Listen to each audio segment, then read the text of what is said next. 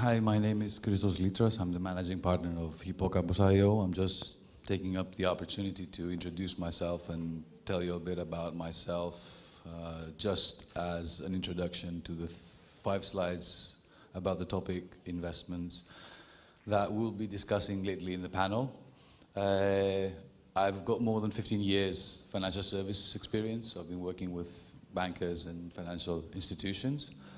And I've been asked here today to give you a little bit of an introduction about what professional investors are looking when they're trying to identify potential technology startup companies in order to invest, okay? So we need to take into consideration that everything around us is changing. People are changing, our needs are changing, the technology that we're using in our daily life is changing.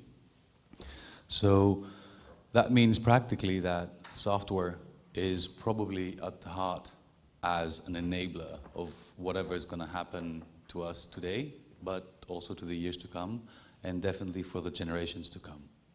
Okay, so we have software in data, we have software in social businesses, we have software on mobile, we have software on the cloud, we have software in cars, autonomous cars, and things like that. So because software is playing such an important role, there is some specific reason why software companies attract professional investors, which practically means that they give to this company money in order to be part, get an equity stake, which means to be a shareholder in the company, okay? Software companies that build software products, they need to spend a lot of money fast to develop a product, to develop a market, and grow big. And usually when you're starting a technology company in a garage, you don't have that type of resources. So basically, if you are a startup that is on the technology field, you probably want to look like a racing car, which is on the left side. So if you are a startup, which by the definition of startup, we're referring to any kind of company which is up to 5 years old, regardless of whether this company is doing a product or a service, and that's the definition of the OECD about what a startup is, okay, not mine. So basically, 4 things, very, very important, that a potential investor would be looking into a technology startup. 1, how big is the market? We heard about tourism, for example, in Lesbos. Is it a big enough market? Is it 100,000 per day? Is it 100 million per day? Is it 1 billion people per day? How do you define the big market? Second thing is whether the technology that is part of the product is embedded inside the product and can develop a moat that can be defended. What does a defendable moat mean? It means that as you grow as a company, your competition cannot keep up with you and cannot actually surpass you. The third most important thing is the people that are going to do the execution. Ambitious founders. And why do you need ambitious founders? Because practically everybody has ideas. I mean, there's no unique ideas across the globe.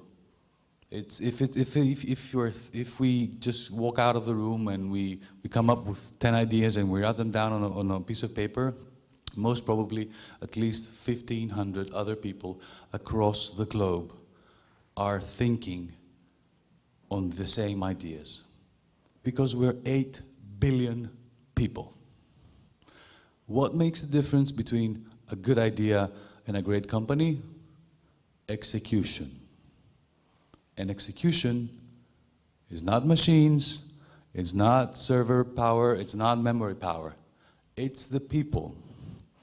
And last but not least, what a professional investor would like to do is invest in your company and disinvest, which means sell his shareholder rights at some point further down in time, with a 10 times profit. Practically, size does matter. So you need to understand whether you're selling a product or a service that is in a market in the hundreds of people, thousands, or billions of people, okay? The bigger the size, the better it is. How to achieve entering a market, or how to be able to achieve a big percentage of this market, that is a second or a third question. But the first question would be, how big is the market? So for example, if with your Lesvos app, you're targeting incoming Chinese, Japanese, and Korean tourism, and you actually have the recommendations that the Chinese tour operator gives to his Chinese incoming tourists in Lesvos, and then you replicate that and you sell it for Mykonos, and then you replicate it and you sell it for Santorini, and then for Creta, you have something good. But guess what? Because I know the company that tried exactly to do that thing. You know, guess what happened?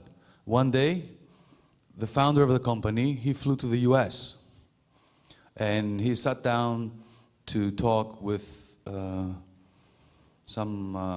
group of professional investors. And the people asked him, how many Chinese tourists does the quota allow to come to Greece throughout the year, per year? And he said 250,000 people. That is the top of his market. And the people sitting on the other side of the table said, you know what? In New York alone, we have 25 million per month. Would you like to bring your business over here? He left Athens, he left Greece, and he's building his business right now in New York. Okay? So that's a very, very good example of thinking about size. It does matter. Okay?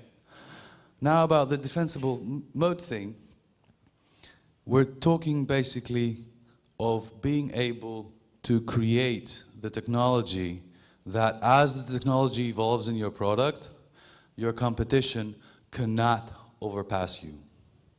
So if you look at your strategy as you're entering a market, your first advantage would be I am the first in the market, or I am the fastest in the market, or I have some differentiating factor that can help me achieve a substantial segment inside the market. And then I grow a little bit bigger, and then I can be a bit of a monopoly or whatever else. But then I need to have specific characteristics in the product that will not allow my competition to reach me and overpass me. And then I get a network effect. Great. Founder skills. From the very most important thing in deciding to invest in a company and in deciding for a company to work with a professional investor is, can we work together? Can we collaborate together since we are in the same boat together?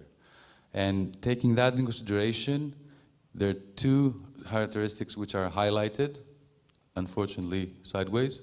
One is passion from the part of the founders, and the second thing is coachability.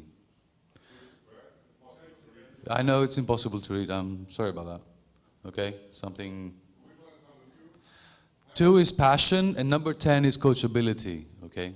So these are the most important things. People need to be passionate about what they're doing, but they need to be able to understand the inputs or the feedback that they are receiving from other people, whether these other people are their customers, their suppliers, or their investors.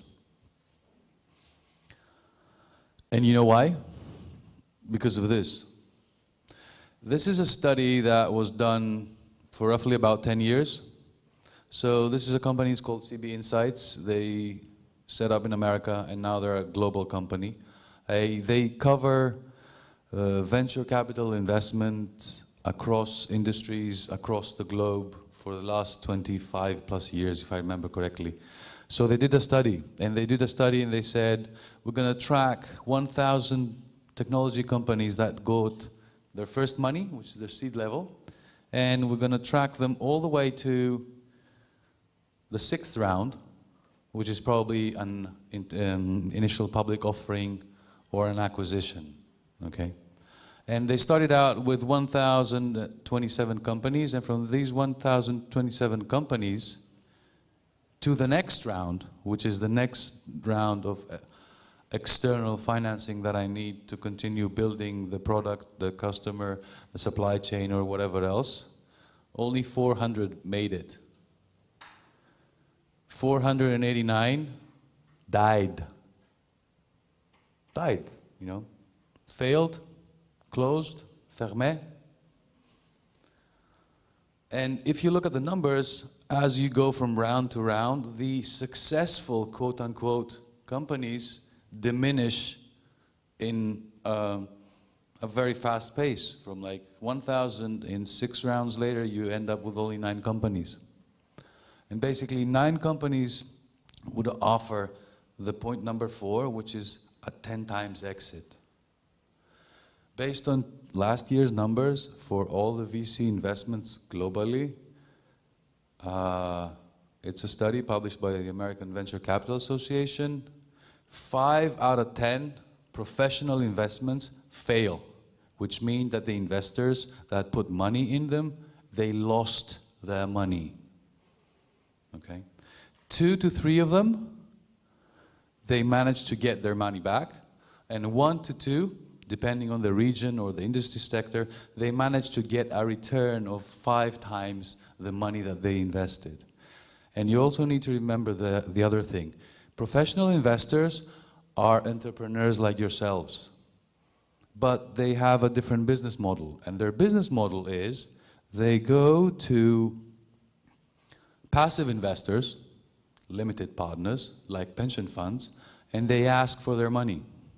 And they put their own money out of their own pocket, and they tell their passive investors, we will give you your money plus something back in 10 years' time, based on the selections of companies that we will invest in. So always remember, when you're thinking about your own company and your own business, the professional investor on the other side of the table is also thinking about his own company and his own business, which is to have a portfolio of investments that will probably, half of them will fail, and maybe 1 out of 10 will bring him 5 times the money he invested in the company in order to be able to pay back his limited partners and live. So keep calm and dream of unicorns. Thank you very much.